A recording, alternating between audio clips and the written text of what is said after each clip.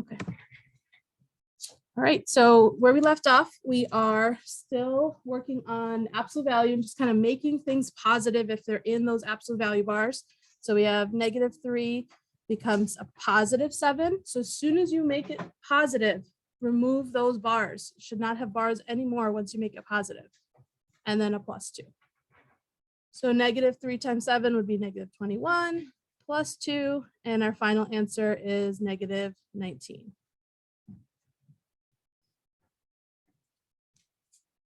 And finally, one last one. It says 2 minus 8 inside of those absolute value bars.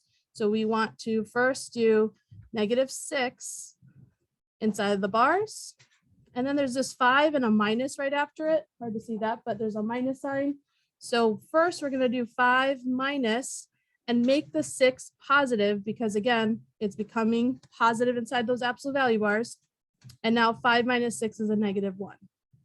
Now, some people look at that answer and think, well, why is my answer negative when I had absolute value bars? It's okay to get final answers that are negative. It's just once you remove something from the absolute value bars, you should make it positive at first. Okay. And so finally, the last little summary here, it says absolute value bars tell us to find the distance from 0 or how far away from 0 on a number line. That's why they're always staying positive, because even though you may be going in a negative direction, you're just looking at distance, and distance is always positive. Okay, so we are going to now introduce what this absolute value function looks like. And it's gonna have like a V shape to it. It's basically like two lines being put together to form a V. And so we're gonna figure out what this thing called a parent function is. A parent function is basically just the most basic form of the function.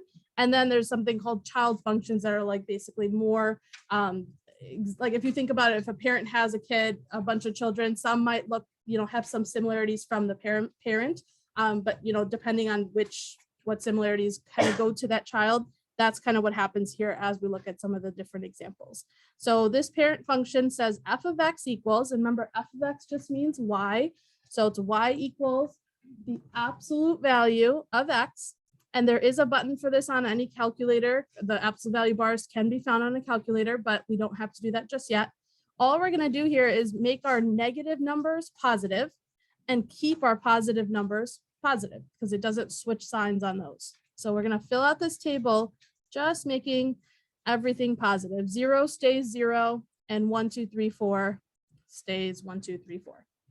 Because that's what absolute value tells me to do. All right, and we are going to graph this so that we can see also what the absolute value graph looks like. So at -4, you're going up to 4. At -3, you want to go up to 3. At -2, go up to 2. At -1, go to 1. And then 0, 0, that's called the vertex. We're going to talk about that in just a second. And then it switches directions, and now it's going to go 1, 1, 2, 2, 3, 3, and 4, 4. Now, this is a lot of points. We don't always have to draw as many points to be able to graph out our absolute value graphs, but this is a good starting point to see that the slope of each of these lines is either positive or -1. It's just kind of going up 1, left 1, or up 1, right 1, and that's what continues to create that V. Okay, so the vertex is basically a point that is the lowest or the highest of the graph. In this scenario, the graph is opening up like this. So the vertex is at 0, 0, the lowest point. It also appears in the table and it's on the graph.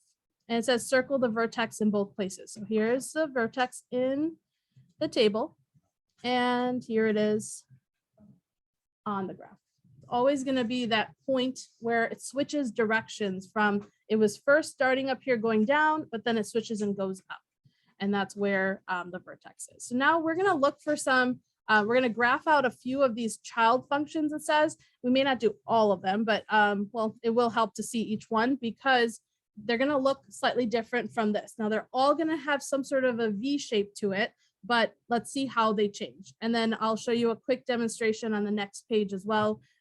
Showing you all what these different numbers can change the equation to. So the first thing it says is evaluate the x values in the table. It does say to check with technology, but Like you could use a graphing calculator and so on, but I'm going to go ahead and just keep it pretty simple to just use a calculator as we fill this in. Make each graph a different color if you have that color pencils, or I'll do that as well as I go up here with you. And then you're circling the vertex in the tables and the graphs. Okay, so here's our first one. We want to see how does that 1/2 that's sitting in front of those absolute value bars change this original parent function. So it looks like this originally. How is that 1/2 going to change it? So when I use my calculator, I basically want to multiply 1/2 times each of these numbers that are here for X. But remember, when it's inside the absolute value bars, it's going to make it positive. If you want to try finding absolute value bars though, on a graphing calculator, it's going to be under the math button here. And then you go over to the second arrow where it says NUM for number. And it's that first one that says ABS. So if you wanted to do this with a graphing calculator, you can. You don't have to. You can also just kind of follow along for right now. All right, so let's say -4 was in here. In front of this, I want to put a 1/2. Okay, so we have 1/2 times, and then each of those numbers can go in there. So that would tell me that 1/2 times -4 inside of those absolute value bars is 2. So you're basically just going to cut these in half. Now, the easiest way to do this without having to retype the whole thing each time is just to change those numbers like this. And then you can see how we're just cutting these numbers in half, and it's staying positive because it's taking away the negative when I have those bars. So like you can tell, this one's going to be a 1. This one's going to be a 1/2. I can write it as a decimal or a fraction. And then at 0, it just ends up being 0. But again, if you wanted to see on a calculator what each one of these is, you can just type it in like this: 1/2, then the absolute value bar, then the number, and you can see all those numbers coming up. Now for 1, 2, 3, and 4, same thing is going to happen, because when we took the negative inside the absolute value bar and we made it positive, that's what this ends up being, right? So this is still going to be 0.5 or 0.5, or you can say 1/2. At 2, it's still going to cut that in half, and it's going to become a 1. Half of 3 is 1.5, and half of 4 is 2. And we will do more with graphing tomorrow as well. Today is just a little introduction. So let's plot these and see what we notice. At -4, you want to go up to 2. At -3, it's only up 1.5. At -2, you want to go up to 1. And then at 0.5, and then 0, 0. And then the exact same way, we are going to go up to the right. So at 1, you're going halfway up. At 2, you're going up to 1. Then at 3, you get to 1.5. And then at 4, you get to 2. So this graph, if I compare this to, and we're going to draw all the rest of the graphs right on the same graph here. If I just look at these two for now, though, we want to try to make, an observation, for example, that you can see that this graph looks wider than the original one. The original one was not as wide. It's kind of like making it so that it gets wider, but we want to think about words that we're going to use about like stretches and shrinks. We'll talk more about that on the next page. Okay, so then there's this -2, same idea. We would see kind of what happens when I graph this one. I'll do this one in another color so that we can put it in here and kind of compare it. So using a calculator can help again. If you want to type in a -2, then we're going to go to math, and then that second button there gives us the absolute value. And then we're just typing in different numbers: -4, -3, -2, and so on. So this gives me 8 because it's multiplying 2. It's multiplying by a -2 for each. I'm sorry, I missed the negative. Is multiplying by a -2 for each of the numbers that you get, because remember, they're going to be positive. So this one is a -6. You can probably see where this is going. 2 times -2. You want to multiply 2 times -2. So that's going to become a -4. And then this would be a -2, and then 0 again. So these all ended up being negative, even though I know the absolute value makes things positive. The reason they're negative is because of the number in front. So we did need to make each of those negative. All right, then we have 0 or 0 just stays 0. But again, if you weren't sure and you want to type it in, you can definitely do that. Still 0. Then we're just doing the rest with 1, 2, 3, 4, and so on. So it's the same exact answers. They will still stay negative because the number in front is negative. So -4, -6, -8. And then you would graph it. So at -4, we're going way down to 8, which is a little bit off of the graph. Here at -3, oh, I'm sorry, I didn't go as far. -4 was down here. -3 goes to -6, -2 at -4, at -1, we're going to -2, 0, 0 is still the same point there. And then you're going the other way. At 1, you want to go down 2, 2, you want to go down 4, 3, you want to go down 6. You again don't need every single point plotted here, but just to see kind of what this looks like. Here is my V graph, my absolute value graph. That is nothing. Okay, so as you can see now, the -2 made this from the original graph up here, it made it flip upside down. So now it's not looking like a V anymore, it's like an upside down V. And it made it a little bit narrower, kind of putting it closer together instead of what it originally was. Okay, so that's what these like numbers in front of the absolute values will do. We're not going to really write much here for the observations. You can write your own observations as you're kind of seeing what's happening. Or on the next page, I'm going to show you another thing that can kind of help to understand it a little bit better too. All right, so last few here, and we're just going to, again, fill out the table. We're just kind of like what we just did on the top with the absolute, with the warm up, where you're doing -4 -2. Like if you need to write this out like this and figure out the answer for it and then put it into this box, you can do that. So this would be -6, but then when you make it positive, it's just 6 because of those absolute value bars. Okay, and then you could do the next one and so on. I'm not going to write all of them down because I'll just use the calculator. So we have the absolute value bars with -4 -2. That's the one we just did. And then if I change -4 to become a -3, that's going to be a 5. And I'm sure you're going to get the pattern in just a second as soon as I change this last number. So you can notice it's kind of like decreasing by 1. We have 3, but then at 0, it is still going to go down to 2. But then at 1, it's going to switch again. And if you're not sure why, again, just use your calculator for now. Eventually, we will talk about how to go about graphing these. So this is 1 -2, which is just going to be a 1. Oh, wait, I'm sorry, I'm not there yet. Keep going because this, it is going to decrease right up until it gets to 0, and then it's going to switch. So then 2 -2 inside those absolute value bars makes it a 0. And then now it's going to switch back. So 3 -2 is 1, and it's going to stay 1 when you take the absolute value of it. And then this will go up to 2. And we could keep going further if we wanted to, but let's see kind of what this graph looks like. And I meant to do this in another color. So here is this blue color here for this one. At -4, you're going up to 6. At -3, you're going up to 5. Then we're doing 4, 3, and then at 0, you're at 2. At 1, you're still going down. We're not switching. The vertex isn't here yet. So we're still going down to 1. And then at 2, you want to hit the x-axis. And then you flip back up 3, 1, and 4, 2. So there is some overlap here between the graphs, and that's okay. That's what kind of helps to have different colors. And the line here, I kind of just extended it a little bit further. It's going to keep going. It did say at the beginning that we wanted to circle the vertex in the tables and the graph. This one especially I would circle because it's a little different from the others. It's not at 0, 0. This one is at 2, 0. Here's that vertex.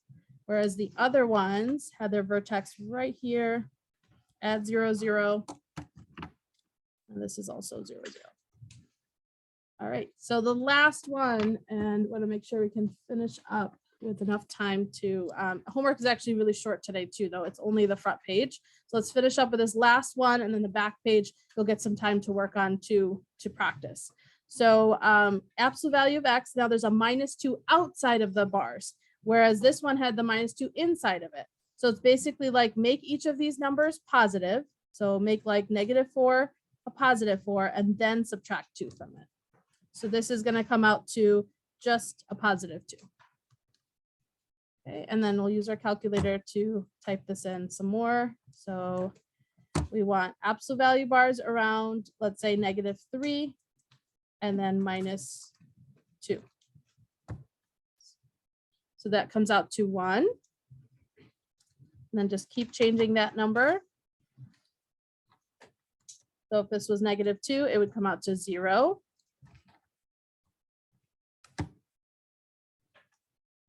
Okay, we're going to keep going and hopefully you'll see where the vertex is once it switches. So this one is -1 and it's a -1. Oh wait, I'm sorry. Yep, that's right. And then at 0,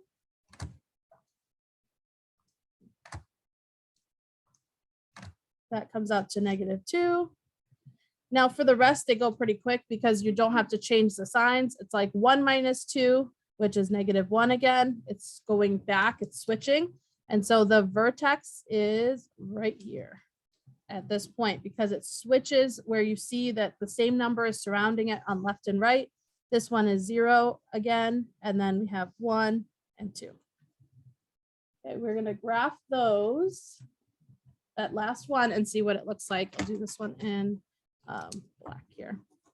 So we have a -4, 1, 2, 3, 4, up to 2, -3 at 1, and then at -2, you're on the x-axis at 0. At -1, you're going down to -1, and then at 0 down to -2. And here's where it's going to switch back up. 1, -1, 2, 0, 3, 1. I know it's getting kind of crowded in here to graph everything out and to kind of see where it works, but do the best you can with connecting those and again seeing where there's a little bit of overlap between them. So it's hard to see here, but this last graph that we just did, all it did was just kind of move the graph down here so that the vertex starts lower. Whereas the blue one here started to the right. The first two started right on the origin.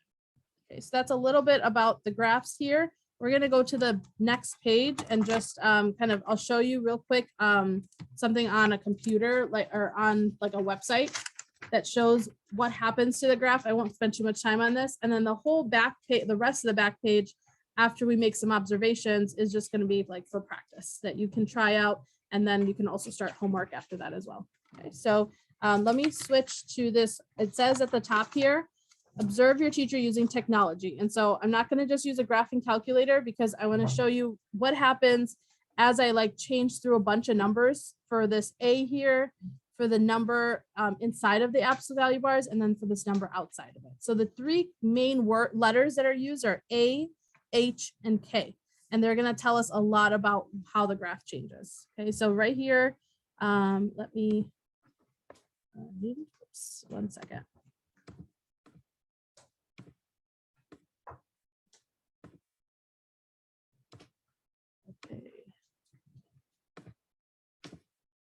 Okay, so this is what I want to show you, but let me just do it with Zoom, hopefully, and that works. Okay. Okay, so everyone hopefully can see this. And basically all I'm going to do is just kind of slide, make the slider so that you can see what's changing as we do this. So like with our A, let's start with A first.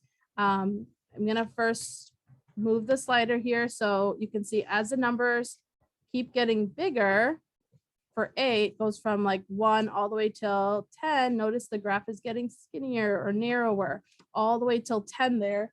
And this red graph here got super narrow or skinny together. But as I go back, it keeps getting wider and wider. I'm going to go back to 0 here. And now as I go to the as A becomes negative, it does flip to the bottom, like it has a reflection or it flips over. And then it would still keep doing the same thing where it's going to get kind of narrower and narrower. But let me show you right here at 0. And then I'm going to just jump to half. Notice that at half, this graph is wider than the original one. I could also see that if I changed it to like 0.6, 0.7, anything that's less than 1, like so a decimal or a fraction that's between 0 and 1, you're going to see the graph get wider like this. Whereas as soon as it jumps to like a number like 2, now it becomes a little bit narrower. Okay, so that's a little bit about A. I'm going to go back to the original, which is just keeping it at 1. Okay, now let's look at H. So look and watch the red graph here. I'm moving it to the left first, or I'm sorry, I'm moving the slider to the negative numbers. But as I move it to the negative numbers, the graph is actually going to the right. And so that's going to be something kind of to think that we're switching the sign essentially. So depending on how far I move it there, then I'm going to put it back at 0. And as soon as it's there, and we're going to take this to the right now, or numbers are going to get bigger as it gets bigger and bigger, but the graph is going to the left. So positive numbers for H will actually make the graph go left. All right, and then we're going to go to the last thing, which is K. And if I make this go up, or I'm making a positive K, it makes the graph go up. If I make the K go negative, then the graph goes down. And that's kind of the idea here. Okay, so let's go back to our notes here. At the top, we're just going to write down a few things. And then again, this whole page here is just good practice to just think about, you know, what is it going to do? I'll maybe pick 1 or 2 to go over with you first, and then you can try the rest out and we can go over it. You can start on homework after that as well. Okay, so here's what we noticed for A. It tells us, first of all, if it's a positive A, that it's going to opens up, like it's a regular V-shaped graph. If it's a negative A, then it's opening down. It turns it upside down, so it opens down instead. Okay, and that's still a V shape, but it's just changing the direction. If we have, when we saw the numbers get bigger and bigger, like the numbers were turning out to be +5 or even -5, it did the same thing. But what we're doing is we're taking our A value, first take the absolute value of it. That means make it positive. Okay, so even if it's a -5, make it a +5. And then ask yourself, is it greater than 1? If it is, we call this a vertical stretch. I'm just going to write down stretch for right now, but we only do things in vertical anyway, so those will be stretches. And then when you look at A again, and you take its absolute value, if it's a number between 0 and 1, actually, I'm sorry, cannot equal 0. So this little inequality symbol where it says absolute value of A is greater than 0, but less, and also less than 1, this means shrink. So when you see a decimal or a fraction, it will be a shrink. Okay, then the H value just told me how to move left or right. So this is called translating, and we'll talk more about it tomorrow. Right or left. But specifically, it was going in the other direction. So let me give you an example here. If it was like X -3 inside there, it actually moved to the right 3 spaces. Whereas if it was X plus a number, like let's say 4, it actually moved to the left 4. Okay, so that part could be a little bit tricky because you have to remember, think opposite of kind of what number, even though I see a -3, that doesn't mean going left, it's actually going right. And finally, this last one, we use that word translate again, which just means move up or down. If it's a positive number, like let's say +2 at the end there, that'll move up 2. If it was a -5 or some other number, it would go down 5. Okay, so that's a little bit of a summary based on kind of what we saw with the slider, just seeing what each of these letters does to each problem. All right, so I'm going to just do number 1 with you guys, and then you can try out the rest of these, or you can also work on homework. So the number 1 just says, for each of these equations, sketch what you think it should look like compared to the parent function, because each of these just has the parent function drawn. And it says, don't use any technology, don't even make a table, just kind of think about what we just saw, what happens with each of those things, and try to just do a quick sketch. So when I see a negative there, I should be thinking, okay, it's going to flip it upside down. This is just a sketch. It's not perfectly drawn, but you should just realize, okay, it's got to go flip over, because that's what means when I have a negative A value. Then think about like the number in front. This one has a 2 here. This one has a number 7 down, wait, bottom here, has a -1/2. So both of those kind of remember, what does that each of those numbers do? The number 2 will make it narrower or skinnier. So you kind of want to make the graph kind of go within it. Whereas number 7, it's going to flip it because it's going to make it go down because of the negative, and the 1/2 is going to make it wider. So you kind of want to make it go out like this. Okay, but again, these are just sketches. Okay, so I did 3 of those with you. See if you can figure out the rest. Just kind of deciding the direction it should move, left, right, up or down. And then numbers 10, 11, and 12 just have you practicing domain, range, and behavior, which we're going to do more of tomorrow as well. All right, so this is where we're going to stop, and you can start on homework or work through the rest of this. I know there's not much time left, so go ahead and